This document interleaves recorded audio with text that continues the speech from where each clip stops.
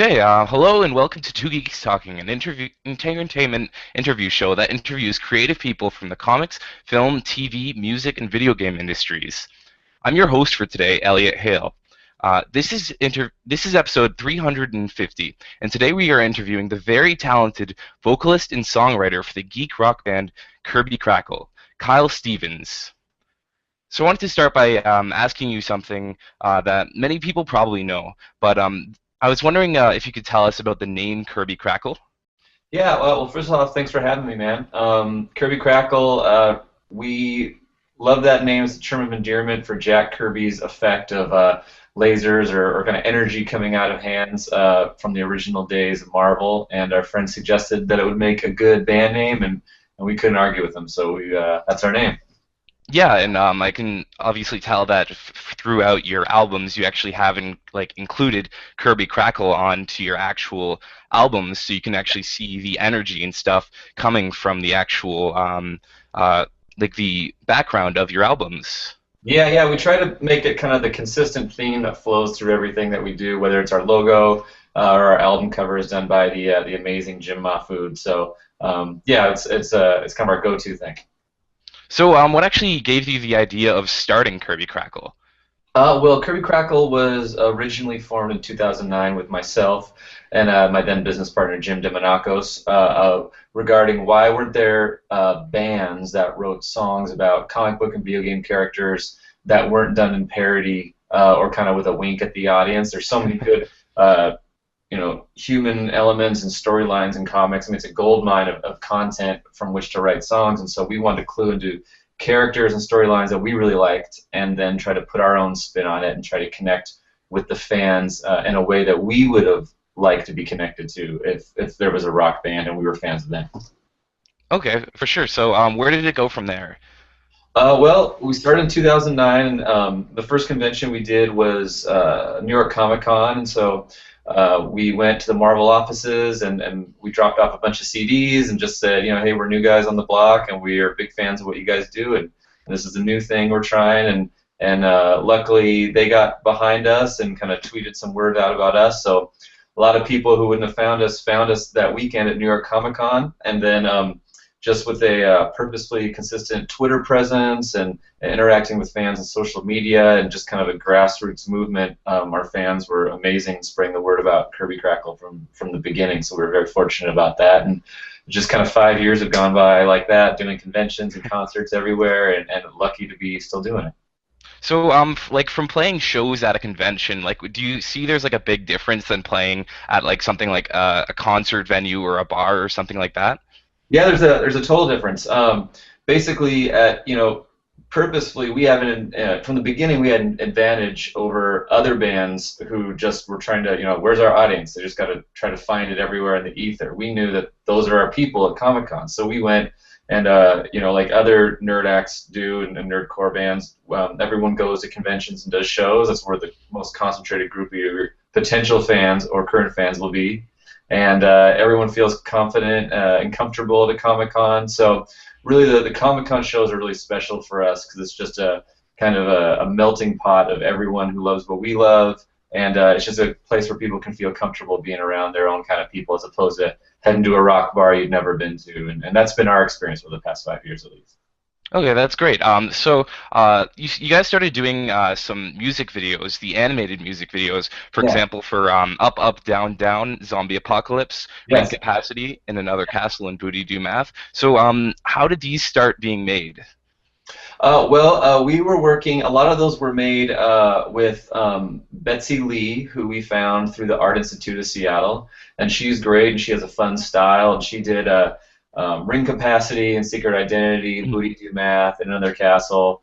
Basically, we would just, when we were at a new song we wanted a video, we'd say, hey, Betsy, what do you think about doing a video for this? And then we'd hire her to do that. And 90% of the cool stuff in that video is stuff that she came up with. We would send her storyline outlines, but her mind is so amazing and creative that she goes, okay, I like what you guys did, but we want to have this instead, and we're like, run with it. It's way better than what we thought of. So a lot of the funny stuff in Booty Do Math and weird little transitionary animations, that was all her, and so it was always a joy to get that in our inbox. Yeah, that's really cool. For a couple other songs, for Vault 101 and Ring Capacity, you Yeah, guys had those songs featured on the Rock Band Music Store. So what yeah. was the process of that actually happening? That's really it's a really complex process. It's still to this day I'm not really sure how it happens in detail, but that was done by a friend of ours, John Griffin, who's in Seattle. And basically, what he would do is he would put together the software for the Rock Band track, and then at that time there was a community that you would have to have. Other developers would have to play each other's songs. So okay, fix this. This is great, but maybe tweak these other things. And they had to go through, from what I understand, about like a five person approval process. And so it took anywhere from like 3 months to 8 months to get those lined up and submitted to Rock Band. And there was one, "Take It From Me" was supposed to go, and as far as I know, it never went. But it was a time-intensive process that hopefully at some point people will be able to make kind of easier to do. I would say for people in our position. But he was great, and it was cool to be able to have our fans be able to play their own songs at home and get way better scores than we ever got at our own songs on Rock Band. So that was always really funny to realize that we sucked at playing our own songs on Rock Band. In 2011, you guys released an EP called Acoustic in Australia, in which all the proceeds had went to a charity. Would you mind discussing that at all? Yeah, yeah. Basically, it was an album that we recorded at different stages during our first trip to the Supernova Comic Expo, both in Brisbane and Melbourne when we were there. The following year, we went again, but the first initial concerts came from that trip, and it was just kind of like a life-changing experience. For the first time, myself being overseas and realizing that we had fans in an entirely different part of the world, and that was just it was just mind-blowing for me, and I wanted to capture that energy and for our fans and try to share a little bit of what it was like for us. Okay. So something I really, really admire about your guys' work is how you promote geek culture in a very positive way without excluding anybody. Did you want to share at all about that? Yeah, I mean, I appreciate you saying that. It's something that we try to do all the time. I mean, as geeks growing up, I mean, I was made fun of liking video games and comics for a long time, right? And then I got into music and kind of find my niche with that in terms of like my identity and what I felt like to do kind of well, that kind of thing. And then wanted to take that into the world of comics and comics and video games, pop culture. I mean, we're all so excited about all the things we're so jazzed about, and that's only a positive thing. So especially now when you see, and we say this often, when you see pop culture leaning towards more the nerdy side in general, where you've got D-list Marvel characters on sale at Target that you would have never seen 6 years ago. It's just like comics are cool. Everyone likes them, which is something we knew for a long time. So why would we ever want to exclude others who are now into what we're into? It's let's not be the environment that formed us when we were younger. Let's kind of rise above and show the world that it's a positive thing all around. Totally. Yeah, I totally agree. That's very good. Have you ever had any problems creating songs you actually wanted to, but had some troubles with like either creating a song for it or doing maybe a parody of something you couldn't do? Yeah, man, it's like so many times. I sometimes feel like we have this pressure to be on top of every geek thing that there is, and really it's like, I totally respect people that are into Star Trek. I'm not into Star Trek, so I can never write a Star Trek song. And I always, oh, I'm sorry, I would always want people to feel like they can tell that we're really into a topic when we do. So whether we put out 3 songs in 1 month, kind of like what we're doing this month, or we're putting out, not something for a month and a half. It's because we're trying to find that thing that we feel passionate about that we can share energy towards. And sometimes a song is more just for us, and we feel like other fans won't like it, but it makes us laugh. So it kind of goes either way. We're by no means experts at what we do. We luck into things, and then we try to share them with everybody. Totally. Okay. So you guys released an EP called Live in Calgary, which was Yeah. opening for a tour for Weird Al Yankovic. Yeah. Did you want to share this experience with the viewers at all? Oh man, it was awesome. It was it was our first time opening for a major act, someone at his level. It was the first time doing an arena rock show. So for us, I mean, I've been doing this for 20 years. I'm 34 now, and started when I was 13. And you know, even when I remember in my garage playing with my friends, like that's the goal, right? To play a venue like that or have an experience like that. So we'd all been doing it for so long in general before Kirby Crackle, just playing rock shows everywhere in Seattle and touring under different bands' names for years.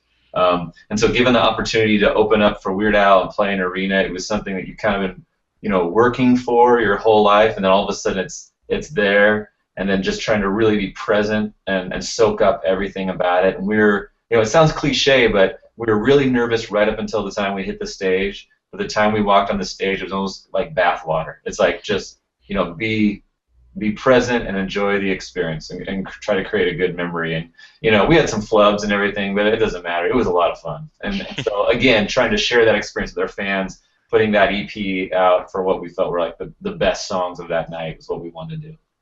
Okay, that's awesome. So going to so many conventions every year, it must be fulfilling all types of nerd dreams. What's been the biggest surprise or nerd moment from going to a convention? Um, you know, I think it was meeting, you know, some artists that I was a big fan of in the early '90s, when the image boom was happening. You know, Rob Liefeld saying, "Oh yeah, I like you guys," that kind of stuff, and my inner 13-year-old just heads blowing up. You know, going to Marvel and touring the Marvel offices and hanging out with Joe Quesada at a show of ours. He performed with us in Seattle about 4 years ago. That was amazing. I remember going to the Pike Place Market and getting some stuff signed by him when I was 11.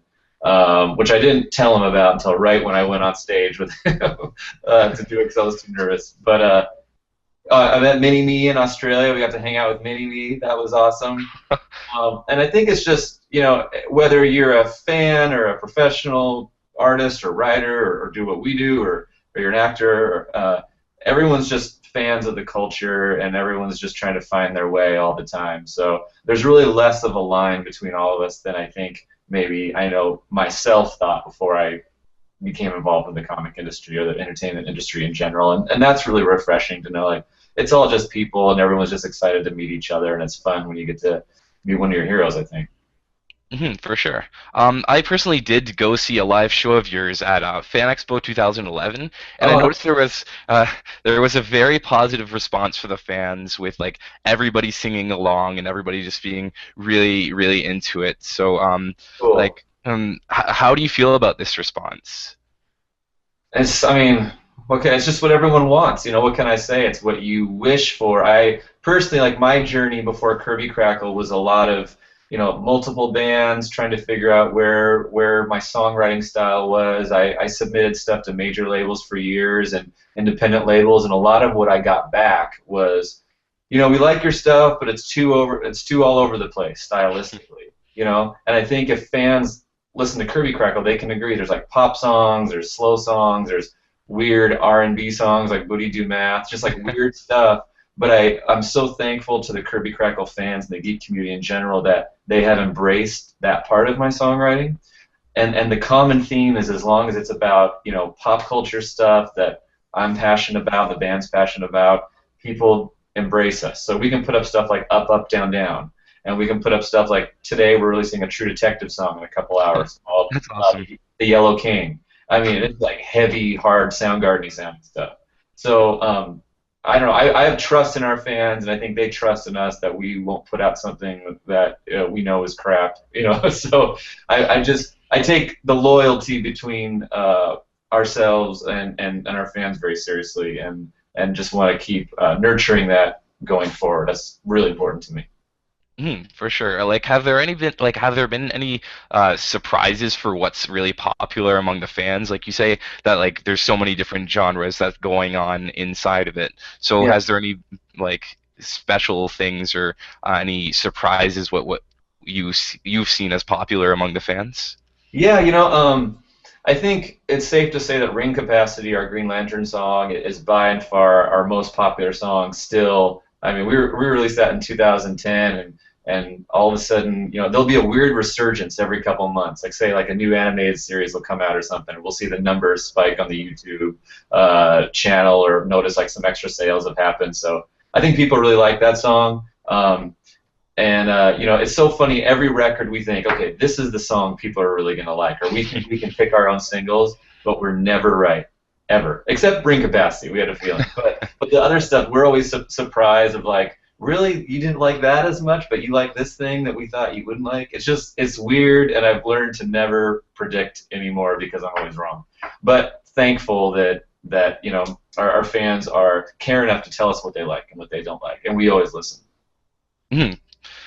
So what would you say is the most popular reason you've like that people have heard of your band? Like you say that people come to find your music from a new show or something or new merchandise. So what would you say is the most popular reason?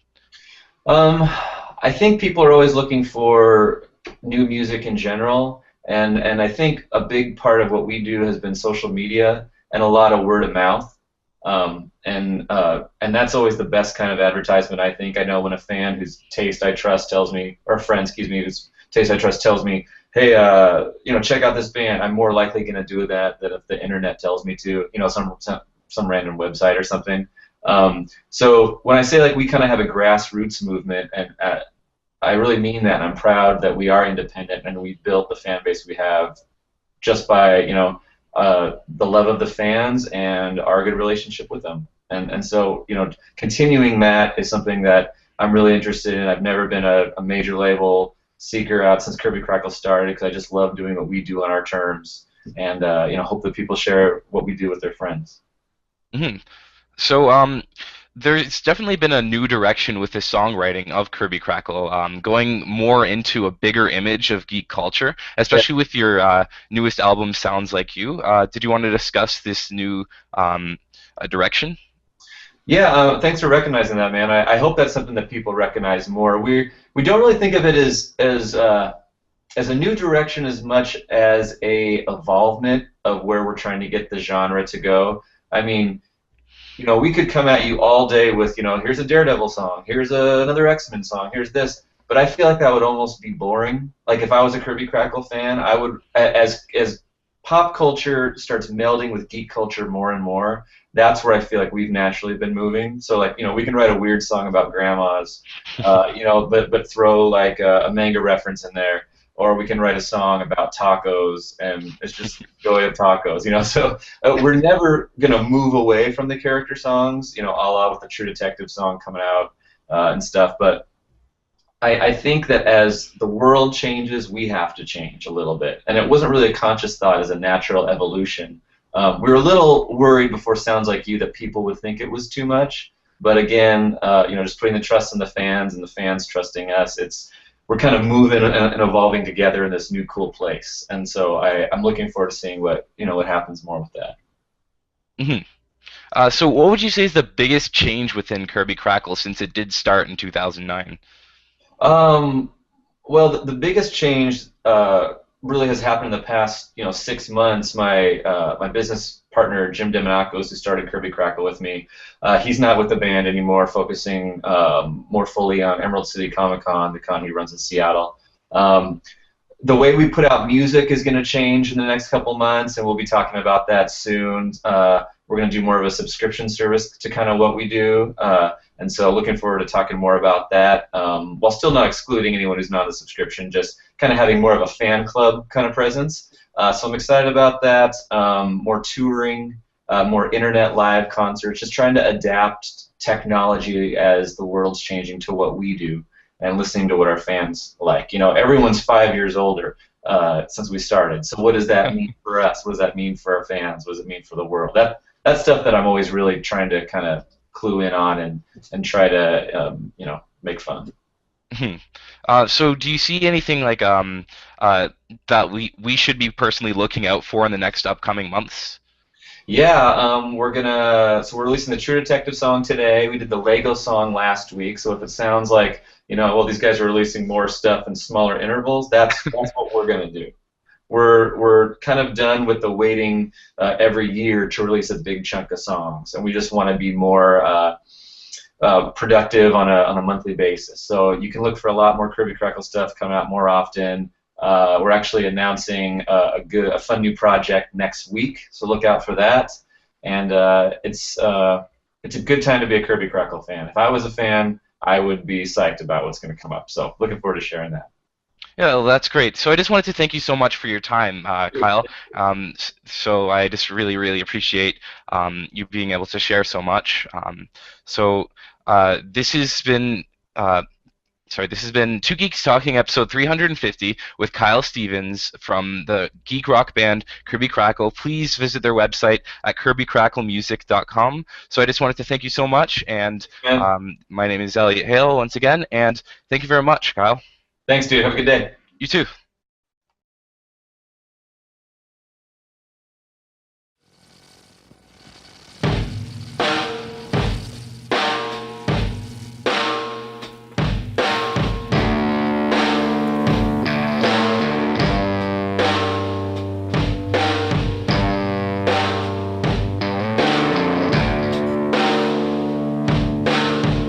When the sun has set and the day is long, and the heat is sweet tea thick and wet against your bones, the traffic lights, they have a hum, watching as we pass at night beneath them. We all have debts we leave unpaid. It's the weight of the swamp that you feel that's pressing on your back, and the house you built is yours to break. What good is cake if you can't eat it anyway? When the Yellow King comes around like a whisper hanging in this town, and nothing here is quite like what it seems. Oh, the Yellow King.